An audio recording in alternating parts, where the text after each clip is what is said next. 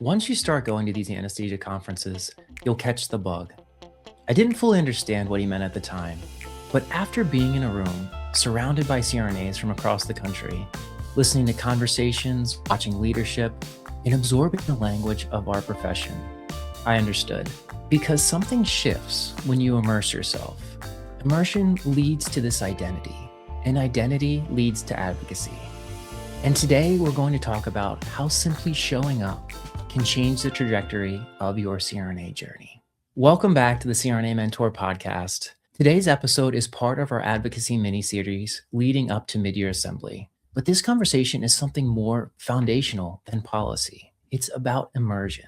Attending conferences are more than just a resume builder. They accelerate your professional development. You start understanding the language of anesthesia. You gain awareness of the forces shaping this profession. You build confidence and develop perspective. And over time, you stop feeling like someone trying to get in and start thinking like someone who belongs. That's identity formation. And identity is what produces advocacy. Today, I'm joined with Dr. Richard Wilson, the Assistant Program Director of Ursuline College's Somni of Anesthesia Nurse Anesthesia Program. He's a fellow of the AANA, he's an AANA social media ambassador, and a member of the Leadership Identification Committee. Richard is a national speaker, educator, clinician, and someone who's spent years immersed in the field of anesthesia. Today, we're going to demystify anesthesia conferences for RNs and APRNs. If you've ever wondered, is this space really for me? What would I even do there? And would I feel out of place? This episode is for you. Welcome to the podcast here, Richard. Tyler, thanks for having me. I'm excited about this topic and really excited about just talking about advocacy, talking about getting involved and just being a part of this. Certainly. And Richard, aside from us, connecting at these conferences this last year, you're someone who is all around these conferences all the time. Tell me a little bit about your background. And I guess my first question for you here, Richard, as we talk about conferences, can you remember back to a time where you weren't a speaker at one of these conferences and just an attendee? Oh, absolutely. I mean, my very first conference was back in probably around 2005 when I was in anesthesia school. I remember that one vividly being in Washington, D.C. at the time. It was the national conference, the annual Congress is what it's called now, and just really enjoying that environment and getting engaged and involved with all of the nurse anesthetists, the nurse anesthesia students, residents that were all around. And then for a number of years after I graduated, and as I became an educator, just going to more of these conferences and just sitting there and soaking all of that in. That we were learning, from the lectures, but also that I was just learning in the hallway conversations and networking with all of those people that were there for the same exact reason. That little detail there, the hallway conversations. As you talk to more people within the AANA, so many of them will tell you that is oftentimes where you get the most value from these conferences is interacting with all these people throughout the field. And one of the things, Richard, and actually the whole idea for this podcast episode was something that you said to me back at Mid-Year Assembly. You told me, once you start going to these conferences, you'll catch the bug. What exactly did you mean by that?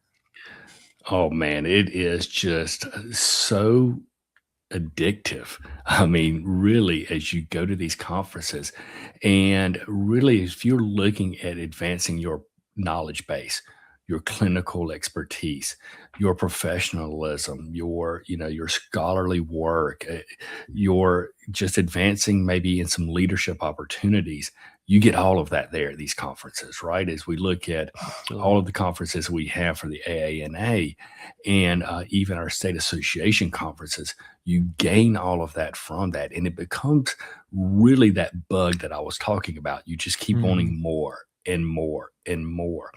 And then there's a number of these individuals like you, Tyler. I mean, we live obviously in totally different states, but we get to see each other at these conferences and get to catch up and see how things are going and really build off of each other. So that's the bug I'm talking about, is that it really becomes where you meet great people. You get great education, whether it's in knowledge base, just to have some information there, whether it's in things you take back to your clinical practice, or whether it's in leadership development.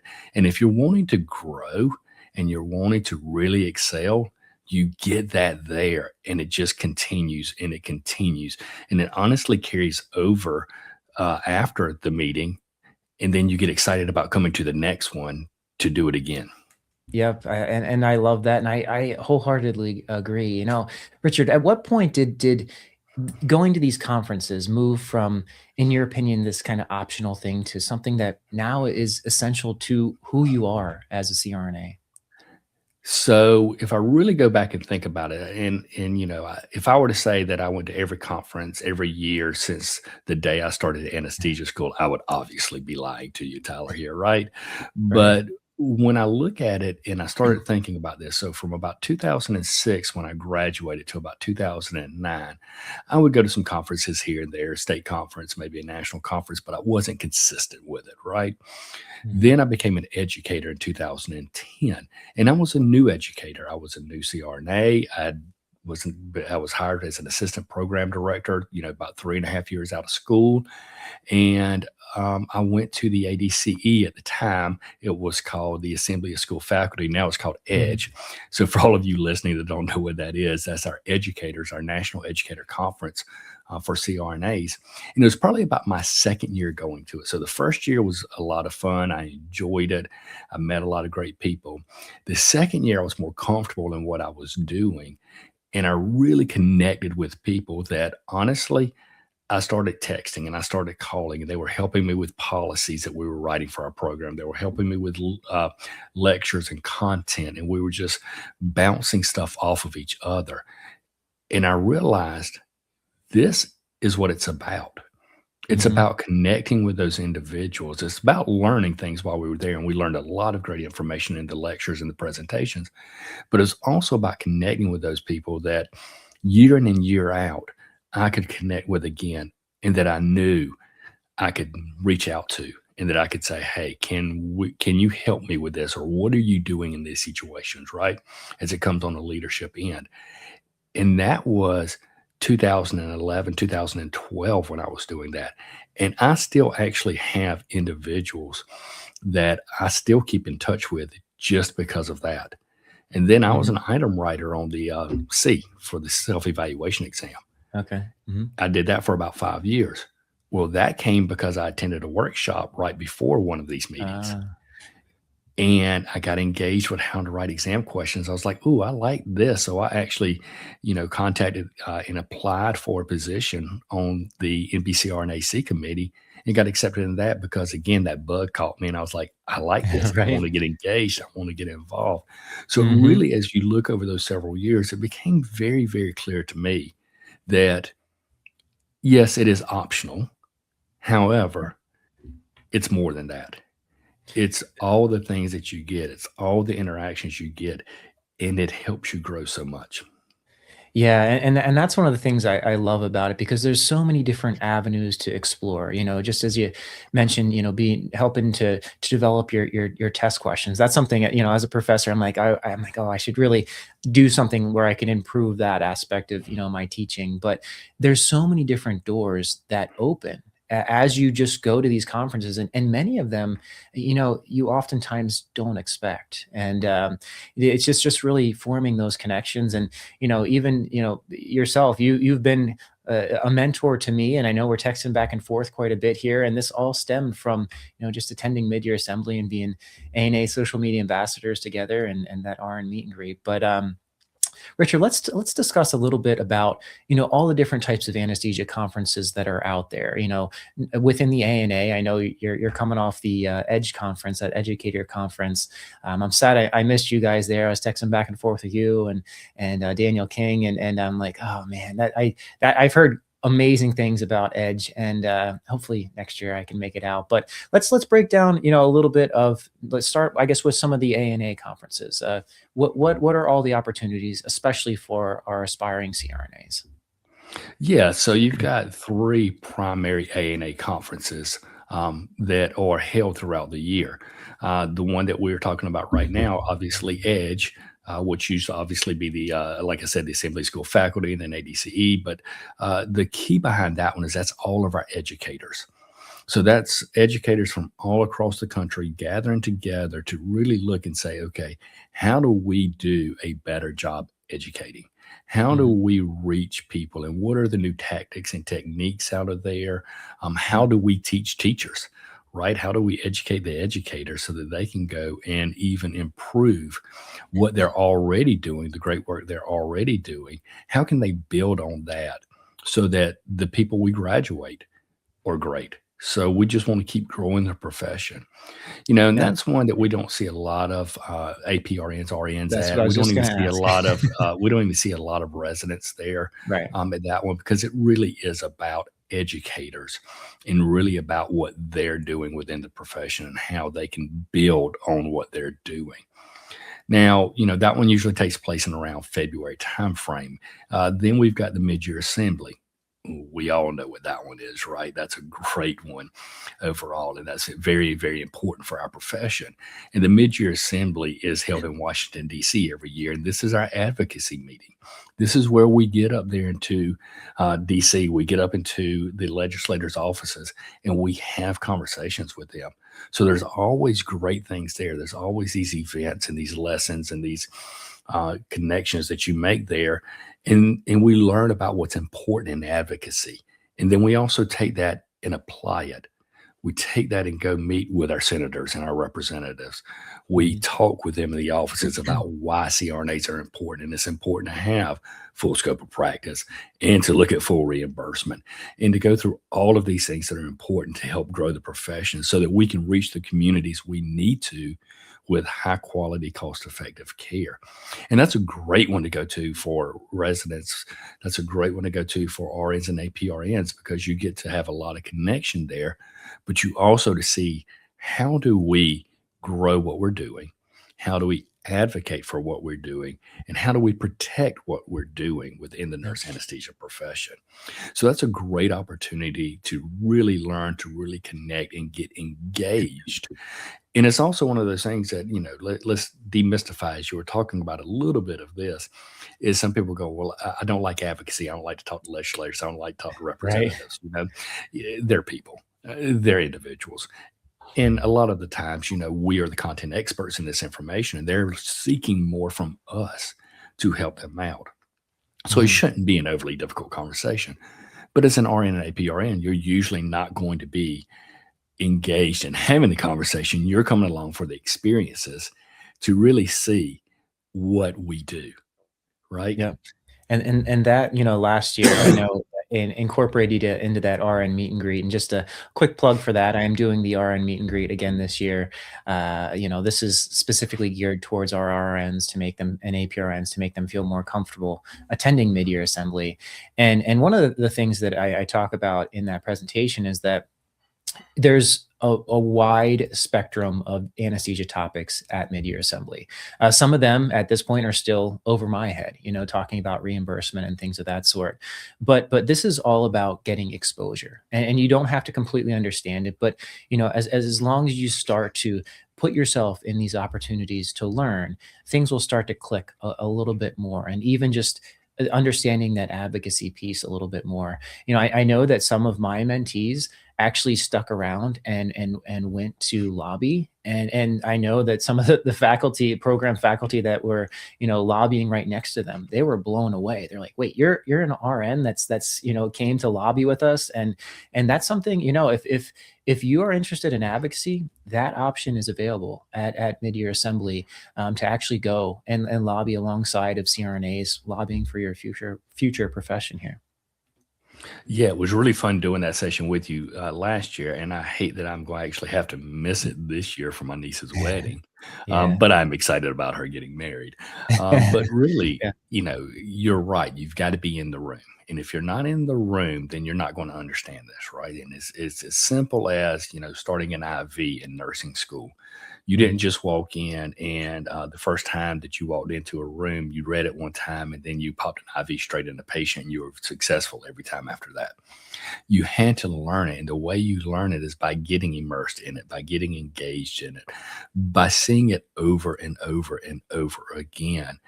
And Mhm. then it becomes habit forming.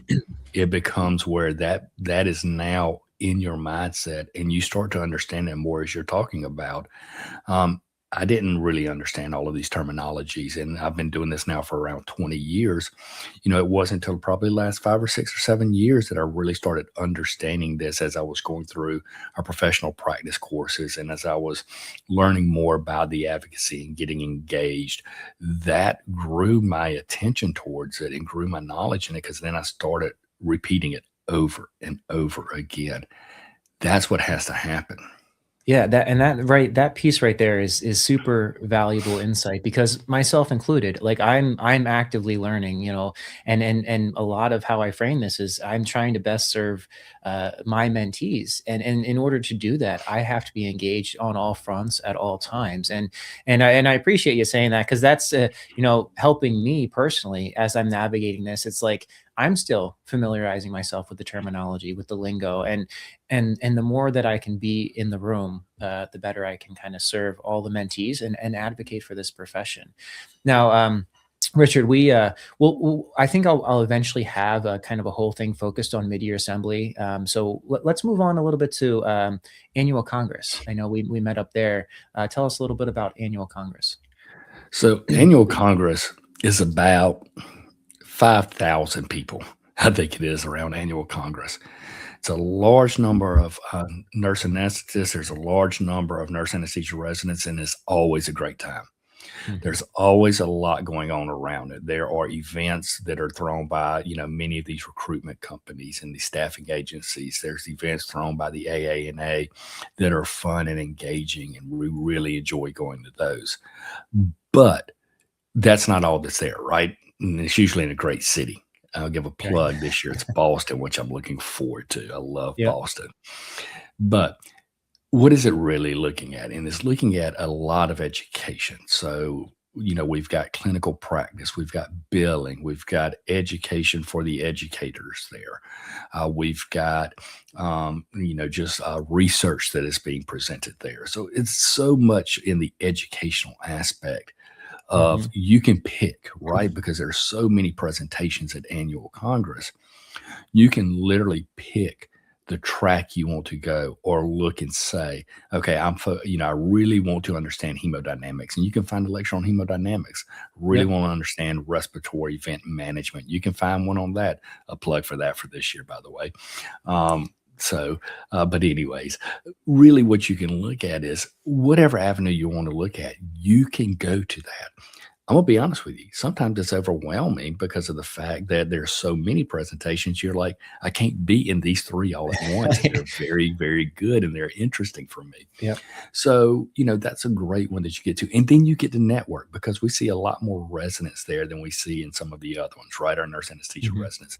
We see a lot more RNs and APRNs now showing up to that meeting than we have in the Mhm. others. So it's a great opportunity to network, not just with a few people, but with a lot of people to actually get a lot of opinions and a lot of feedback on our profession. Mhm. Absolutely. Yeah. Yeah. Annual Congress was so much fun this past year in Nashville. I mean, the setting, I love the city of Nashville. And then when, especially in combination, you mentioned some of these parties, these after events, renting out Jason Aldean and Luke Bryan's bar. I was like, wow, this is, this is one of my top vacations last year was going, to Nashville with Annual Congress. And as you said, last year was record numbers of attendees. And largely, I feel like that was attributed to our RNs and APRNs in attendance, which I, foresee that just continuing to build, especially as more and more resources kind of get built out and more focus gets put on our RN and APRN attendees. Richard, let's talk a little bit about. I know you're active not just at a national level, but at a state level as well. Could you talk a little bit about some of the state associations and the meetings that are out there? Oh, yeah. I mean, pretty much right now, every state has a meeting, an annual Congress, or an annual meeting every year. Mm, Some of that is virtual here and there. Most of the time, they're in person. We're now starting to see regions. So, as you know, we've mhm, got, what is it, 7 regions now within the AANA. We're now starting to see regions every 3 or 5 years have a meeting that brings all of the states within their region together and have, which is great. I believe Region 3 did it. I believe Region 5 has done it. So they've been really good in those aspects. And those are really fun to attend also. So I speak at a number of them all across the nation. And I enjoy getting there and seeing our nurse anesthesia residents there, meeting new CRNAs, and also seeing some of the RN, APRNs that are now attending these meetings to get engaged and really figure out, okay, what is this state and the nurse anesthetist within this state about? And how mhm, do I connect with them and start seeing, okay, is this really what I want to do? Now, right, I'm going to just be honest with you, and I'm just if give me just a minute here. I want to kind of go on a little history with some of this. Is really when you looked at what we told people to do for nurse anesthesia. Now, this may be a little out of the box thinking for some people, but when we told people what to do to figure out, hey, do you want to be a nurse anesthetist? What did we tell them? Go shadow. Go right, shadow for 16, 24, 48 hours, whatever, right? Go do some shadowing, make sure that you see what they're doing in the operating rooms. And then that is what you want to make sure that you're, want to spend the next 40 years doing the next, at that point, 2.5 to 3 years of education and 30, years of practice. Make sure that's what you want to do because you don't want to invest all of that and then figure out halfway through this is not what you like. right. But that's when we were the best kept secret. We're no longer the best kept secret in healthcare, Yep. right? And when you're not the best kept secret in healthcare, which we don't need to be, we really need to be talking about who we are, what we do, and promoting what we do. You have to also protect it. Yep. So that's why I think it's important also for all of these individuals to go to state meetings so that they can get engaged and see, is that the side I also want to be in? Because we're really going to be getting away from everybody being able to just go work 40, 50, 60 hours in an operating room, put somebody to sleep and wake them up, right? And provide safe, cost effective, quality care, but not advocate for it. We're going to have to see more and more and more advocacy as we Mhm. continue to advance the profession. So it's important that these individuals get there and they see, okay, I like the clinical practice, but I also am okay with doing the advocacy practice here too and wanting to be engaged. Yeah, and I love that, and I would say that's been a transition in my CRNA journey personally. Is that I absolutely love the clinical aspect of things. Like I love so many different sides of this profession, from teaching to the clinical side, but advocacy for me is newer, and it's something that it's like, again, going back to this idea of catching the bug. It is something that you just get so passionate about, and you almost obsess about, because you look at how it impacts literally all aspects of this career. And so many CRNAs, they go to work, do their cases, go home, and that's all well and good. But part of what I want to do with CRNA Mentor is really pull back the curtain on all these things concerning advocacy, and then seeing, really just being in the room and seeing what connects with you at these various parts of the conference. And yeah, I think that's so important. And it's great that this is no longer the best kept secret. I know many of our aspiring CRNAs might not agree with me as I do my daily phone calls, and they're like, wait, so how many people are applying? Do you think this is just kind of a thing now? I'm like, no, no, this is, social media mixed with, people just being more aware of this profession. We're out in the open now. But again, this allows for more opportunity. It goes beyond shadowing, like you said. Um, Now, Richard, your state association, are you active in your current state association? Yeah, so I'm active. I've stayed active for a while. Previously, I was the PR chair for our state association. I currently still am the PR chair of it, but I also sit on the board of directors as a Okay. trustee for our state association, and I've spoken at it several times before. I know you were up at I'm in Pennsylvania, you were at PANA in the spring after mid-year assembly. I'm like, "Wow, Richard, you're coming up to my" I was unable to make it. I'm like, "You're coming up to my conference." I said, "I wish I could go out there 'cause, we're a little bit spoiled in Pennsylvania with how many anesthesia schools that we have." And then I often tell, my local people, like, if you're looking to go to school in Pennsylvania, those state associations are often your best option because you get exposure to virtually all the anesthesia programs, the faculty, the nurse anesthesia residents that are out there. So those, these state associations can be excellent, excellent learning opportunities, especially locally. Absolutely. And one thing I want people to truly, the listeners on here to recognize is yes, you'll see faculty there. And I'm going to speak from a faculty perspective. I've been in it for over 15 years now. And we enjoy meeting you. And don't get offended now when I don't remember your name in a week, because we have so many people that do come up to us and do want to talk. But don't hesitate, especially if I'm ever at any of these meetings, guys, in state meetings, because I'm speaking at a number of them, to come speak to me and talk to me, and I'll be glad to answer any questions. But the one thing that I also think that you cannot forget about is the students that attend these meetings. So a large amount of people that attend these state meetings are students, right? Mhm. From the programs, and they're from the various programs. This is your opportunity as an RNA PRN to ask them questions. What do you like about the program? What do you not like about the program? What is the structure? What is there that I'm not seeing online or that I haven't heard about that I need to know about if I'm considering this program? Because it used to be, as you mentioned, acceptance rates used to be as high as 25 and 30% in some of our programs, to now we're seeing acceptance rates of down less than 12%. Within the programs. So it's no longer that, hey, I can just apply to this one program and try to get into this one program, there's two programs. We're seeing people having to cast nets around 10 or 12 programs to try to guarantee admissions into some program that they'll be a fit with. And so that's why it's important while you're at these to ask the students and the learners there, what do you like? What do you don't like? What is cool about this? What is your structure? Because it has to be a good fit. Richard, I want to give just a little pull back the curtain a little bit on some of these other opportunities that are out there. We talked about the AANA, we talked about state associations, but there are various different workshops and kind of subsets and other organizations. Some within the AANA. I was teaching on Thursday, and I was talking with one of my students, and she was talking about attending the multicultural conference. She's part of the Filipino Association within the AANA. Have you ever attended, any of these other, say, diversity CRNA or any of these other some workshops that are put on, anything like that outside of our state associations and stuff with the ANA? So I've done a little bit of the workshop stuff, but to be honest, I haven't gotten hugely outside of that, other than maybe some private companies. Gotcha. Obviously, there's a number of private companies out there that also offer experiences and conferences at different locations, and I've done a number of those. With workshops and all, I'll be honest, it's been the meetings are so busy for us as educators, Right. and they get so we get so caught up in a lot of different things that it's been difficult to get to some of these outside conferences Gotcha. overall. They're great opportunities, and they're very specific. So you look at things like some of our OB epidural workshops, the multicultural diversity workshop.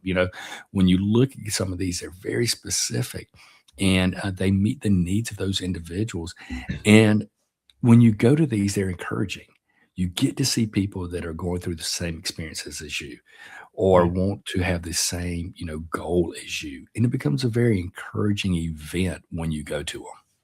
Mhm. And one of the things, in talking to many mentees that are involved with, say, diversity CRNA or, some of these other associations like the Filipino Association, like I love the connection that these individuals get and the community there. That's probably the biggest takeaway. I'd love to attend, a diversity CRNA event just to experience it, but people walk away from that and feel so welcome, so included, so much part of that community. And that, in my opinion, is one of the most important things, especially for our aspiring CRNAs, trying to navigate this and see if this feels right. And if it does, this can be a great path for you. Richard, for all of our aspiring CRNAs who aren't yet in anesthesia, I know we talked about a lot of this, but why should they care about attending these anesthesia conferences? Well, one of it's what we talked about earlier, right? You want to know what you're getting into. Mhm. And when you look at what you're getting into and you look at going, for me personally, looking at going into clinical practice and shadowing in the clinical practice setting, that's only one aspect of what we do. We do a lot in the leadership side. We do a lot in the education side. We do a lot in the community engagement side. And so when you go to these conferences, you get to see that, right? You get to see what all we do outside of just providing safe care within the operating rooms. So that's why it's important for these RNs and APRNs to really see these events and they get to talk to people. Also, when I'm in the operating rooms, I'm focused on the patient. I'm Mhm. focused on the care I'm providing for that patient. I'm focused on the other individuals, the surgeons, the tech, the nurses that are all in the operating rooms with me. And we're really focused on the hemodynamics, the respiratory status, and all this going on within the patient care. So it's difficult for me to have conversations about the profession overall within that setting. So it's also a great opportunity when there are these things to have an overall professional discussion of Mhm. advocacy, what's going on within the state, what is the practice like within the state or practice like within the facilities. You get to learn a lot more when you get to these events because really in the operating rooms, you learn a lot about, hey, propofol, rocuronium, dilaudid, ketamine. You learn a lot and you can get a lot about that, what isoflurane does, right? Mhm. But then when you get to these conferences, you get to learn more outside of just that practice.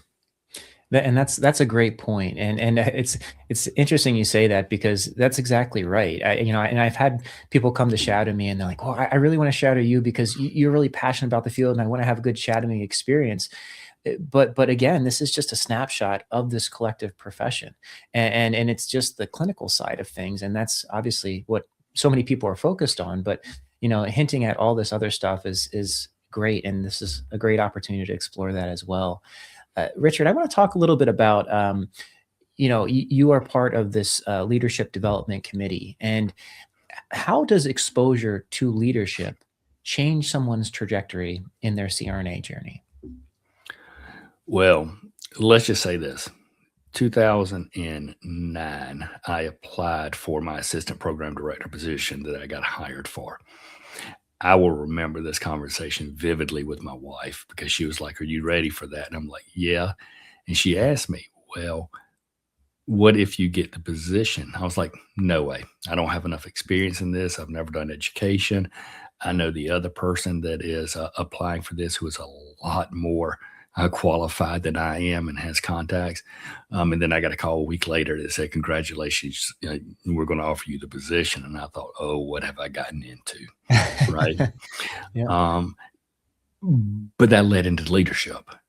And I Mhm. had not really had true leadership opportunities at that time. And then I was tasked with actually opening a second campus for the program that I was hired for immediately. Now, to do that, I had to get engaged with hospital leadership. So I got to know the vice president of academics, right? So we think about CRNA leadership, but we all need to think about leadership as a whole. So we need to Mhm. think about leadership within hospital systems, leadership within our legislatures, leadership within the CRNA profession. And as I started going to more of these meetings, I started getting engaged with a lot of these leaders. I'll just throw it back to Sharon Pierce, all the way back to that time frame. For those of you that know Sharon, Sharon before she ran for president elect or president of the AANA, she was a trustee. She was in the North Carolina area. I don't live too far from the North Carolina area, so I had her come speak at one of our meetings and just stayed engaged with her and used her as a mentor in that leadership opportunities. Lynn Reed, who was the director of professional practice for the AANA for a long time, she was a mentor to me. I met her at a meeting, got her phone number, bugged her and bugged her and bugged her just to really stay engaged.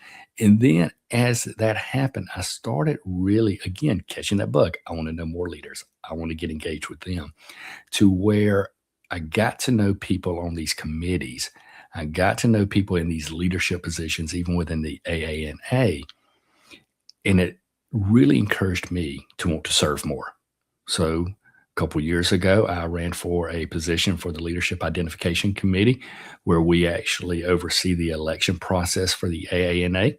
So we're recruiting leaders to come in and run for these positions. We're vetting them and we're running the process of the election. And again, I got to know more leaders through that. Mhm. And they have had an impact on the way I actually do some things. Yeah, there have been things I've looked at and I'm like, yep, probably not the best idea. And it's because I've seen what they're doing, and I'm like, "I love what they're doing. I wanna start incorporating that maybe into my practice or incorporating that into my leadership styles." Yeah, absolutely. And you know, when I went to mid-year assembly, you know, this was my actually it was my first attendance of mid-year assembly. It was last year, and I had an idea of all these people that I wanted to network with, that you know I've seen online, and I wanted to know more about. And really, for me, it was about identifying role models. You know, who do I want to be like? Who do I want to learn from? And it was funny because in talking to my mentees that were in attendance, they went to the mid-year assembly and they're talking about all these people that are on social media and like, oh, there's so and so, there's so and so. I'm like, oh, there's Drew Riddle, oh, there's Tracy Young, and our friend Nijma, like we were kind of going back and forth. It's like, oh, that's the person, and you know, as I went to these conferences and start to talk to these people more, and really identifying these different things, but one of the things, Richard, you know, when you look at all these leaders in our profession, what do almost all of them have in common? I mean, when you start looking at all the leaders, and you can go back for years and years and years, but really when you look at all these leaders, and one thing I wanna talk about with leadership is not what you determine, it's what others determine, right? You can think you're a leader and do absolutely nothing. True leadership is when you are building others up, when you are bringing others along with you, and you're training that next generation. Now, when you look at what they have, is the first thing they have is a love for the profession. You cannot lead something you don't love. So if you are just ambivalent about it, you're just, wanting to get a nice paycheck from clinical practice, you're not going to be a true leader moving down the road because you've got to have a love for the profession overall and seeing it grow. They have a resolve. They're determined. They're determined to make sure that they're winning battles for the people they're representing, for the CRNAs that they're representing. And they have a vision. They're looking towards the future. They're not just saying, "Hey, I need to protect what's 6 inches in front of me." They're looking 60 miles in front of them. And they're saying, "Hey, when I see what we're going to be doing in 5 or 10 or 20 years, what do I see? What are the steps I see for us getting to that in itself?" So really when you look at that, that resolve and staying determined, that vision of moving forward, this really drives these individuals. And a lot of times we think that leadership comes from just being, within the profession for 20, 30, 40, 50 years. Right. But it doesn't. That leadership can happen very soon. I mean, let's take, you were talking just now about Nishma, who is a wonderful individual. She's doing a lot with you talking about the 1099 community and what she's doing within that. She's Yeah. doing a lot within the Illinois Association of Nurse Anesthetists, and she's not been practicing that long, Mhm. in a real in a sense of what a lot of people would think is a Sure. long time. But she started making an impact early, becoming a leader early and getting engaged early. And it actually has had an impact on me. And again, I didn't meet her till last year at mid-year assembly, and we've kept in touch and love seeing what she's doing there. So, that's just one example of watching people become leaders that actually have impact on you also as a leader. Absolutely. And I just want to highlight, you know, your response here. This is really the blueprint, in my opinion, to being a leader. All those things that you mentioned, you know, that was a true gem there, Richard. You know, one of the things that I talk to aspiring CRNAs about, you know, this leadership component of your resume building is so important, and so often it's framed as just the formal titles. But as you mentioned, you know, a love for this profession, and that includes in the ICU. You know, trying to be the person that, hey, I can do this. Hey, you know, I'm going to raise my hand and offer help. And like you said, it's about lifting other people up, and that includes people on your unit. And when you start to do that, you get identified as a leader on your unit that they come to with questions, that you're their soundboard. And that's how you rise to the top in the ICU. And then this carries through into anesthesia as well. Let's talk a little bit. I want to make this fun here and do some kind of rapid fire questions. All right, so we're going to change it up a little bit, give some substance to these aspiring CRNAs in attending these conferences. So let's say for a moment that I'm a bedside ICU nurse listening right now, and I've never been to a conference. What in a couple sentences, let's say, for example, at Mid-Year Assembly, what would my first day look if I'm arriving with opening ceremony? What are all the things I walk into the JW Marriott? What am I going to see? Well, you're going to have a rush of emotions, which are going to be excitement, overwhelming. You're going to be in awe because, again, people you've been watching on social media that you have maybe been looking up to as mentors are going to be there. So that's going to be what you have to balance and think about as you walk into that setting, is just really taking a deep breath, centering yourself, and just being in the moment, because there's going to be so many emotions going on during that time. So really, when you talk about what do you want to be, right? What do you want to have while you're there? Just be in the moment and enjoy being there with all those individuals. What should I wear? I've never been to one of these conferences before. What should I wear for men and women? Always, always go business at these Mhm. conferences. You'll never go wrong with going business at these conferences. Now, if you ever see me at these, forgive me because I may not be in that, but I've also been doing this for 20 years. Right. So there's a little bit of a difference. But as an RNA PRN, I have that business wear. So, it really, as you are kind of walking around the hotel and all, just you can be casual, but as you're thinking about attending these meetings, as you're thinking about these events and all, just make sure that you're really dressed for success.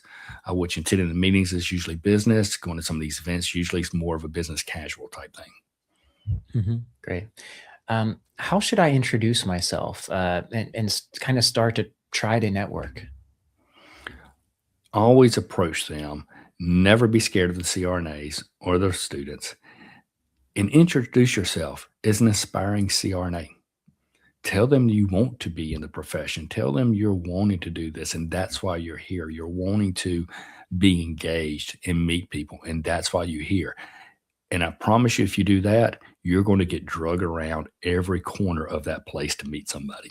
What's one mistake some first-time attendees make? Not getting involved. They come there to just watch, to be passive, to put it on a resume and a CV that they attended an AANA meeting, but you'll get nothing out of that. Mhm. Really, once you start getting introduced to these individuals, having conversations with them and learning more, then you'll get something out of this. Otherwise, you're just spending a lot of money to put some words on a resume. 100%. I say this time and time again, and this includes, your experience in the ICU. Going back to just being there. Say you're in the ICU for 10 years. If you are not an active participant and actively learning, the 10 years is just a number, right? And same thing with these conferences. You really need to make the most of them.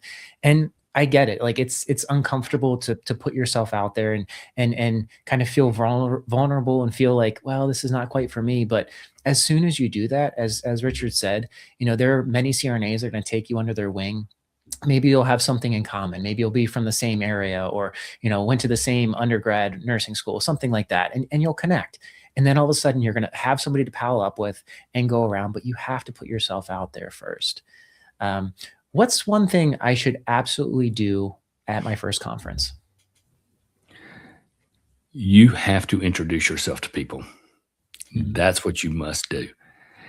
You're going to have a lot of people that walk around. And just as we talked about earlier, Tyler, there's a lot of us that go to these conferences over and over again, and we don't see each other for a year, right? Mhm. You got to introduce yourself to people.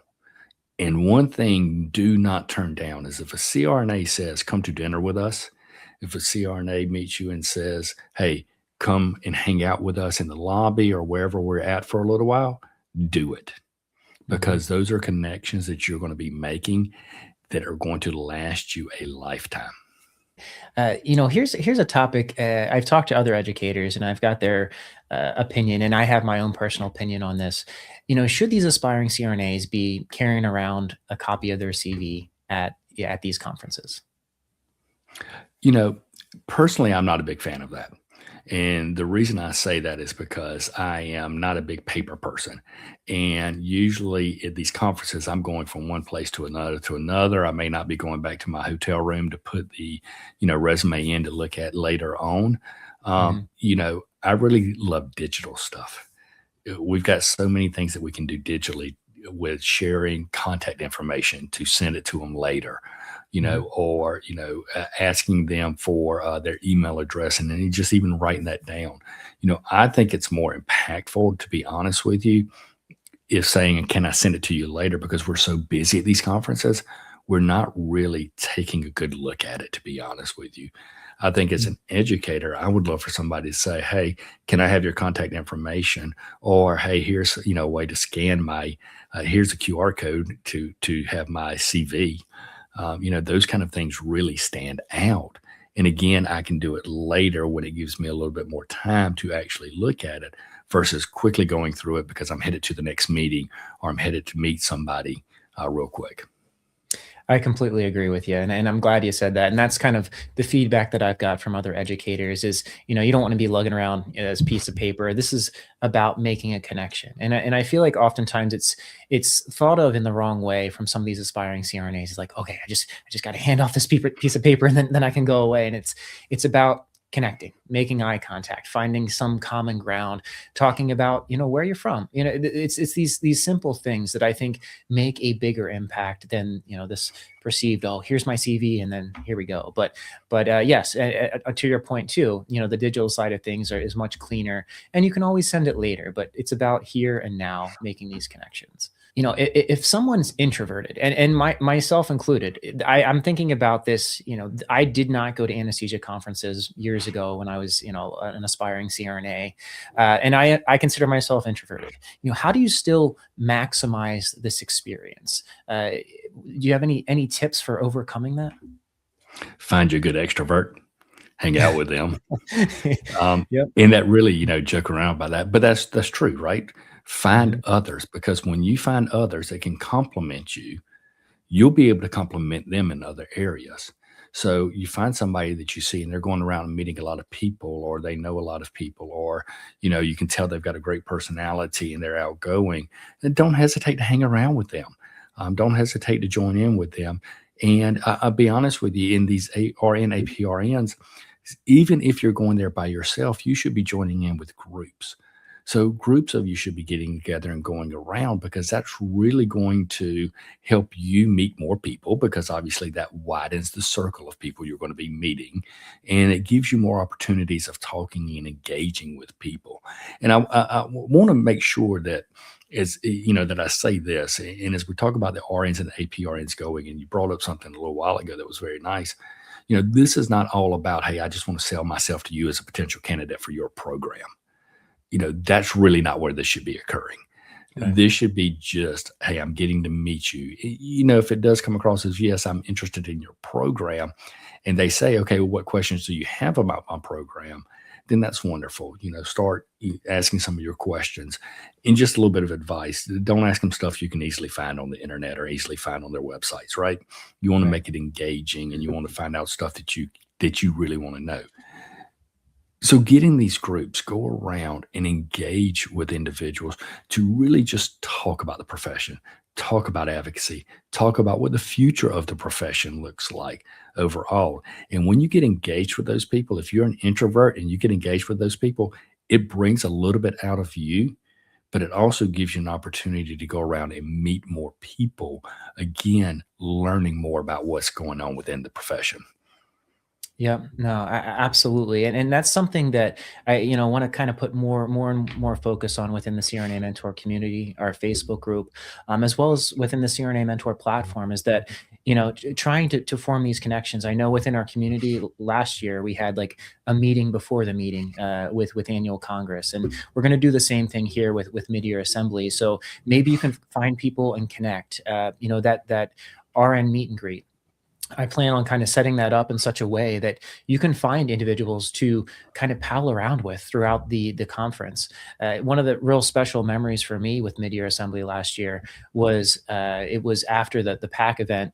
And we were going to another bar afterwards, and a group of aspiring CRNAs came up to me, and they're like, "Tyler, we want to thank you so much for that RN meet and greet." They're like, "We all met there," and they were from all parts of the country, and we've been around this entire conference together and had this group of people that we wouldn't otherwise have. And there's going to be more and more focus on this, I think, within the ANA. But this idea of finding your group of people, even myself personally, like when I went to that conference, I went there all by myself. I had this safety net of faculty at Bloomsburg's anesthesia program, which Debbie Manzola, I pal up with them. They're kind of my safe spot, but I'm like, I need to practice what I preach here. I need to go out here. I need to make connections. Certainly, meeting you, Richard, at being an AANA social media ambassador, I kind of had that a little bit of a safety net and a common ground that we could talk about, and then obviously incorporating you into the RN meet and greet. But myself included, there was a a moment where I knew I got at last minute got tickets for that PAC event, and I'm in the lobby. I'm like, I'm gonna head over there. I'm like, well, I don't know if Debbie. I don't actually. They're not going over there. I had my PANA people, Sarah Trow and stuff. They were all kind of in a group, and I'm like, all right, I'm just gonna walk over here. And I start walking over, and right next to me was Tracy Young.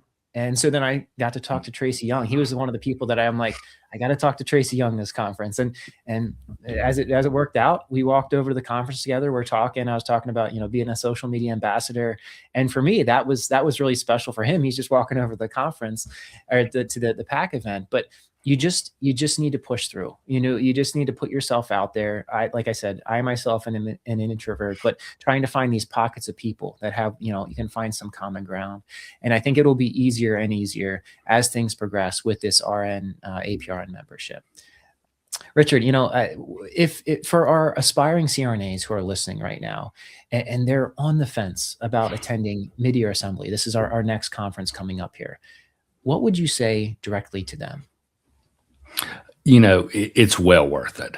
I think the connections you get there, I think what you learn about the profession there, I think the excitement that is centered around that meeting in itself, because it has a different feel than the annual Congress, because it does have a different focus overall. So I'd say do it.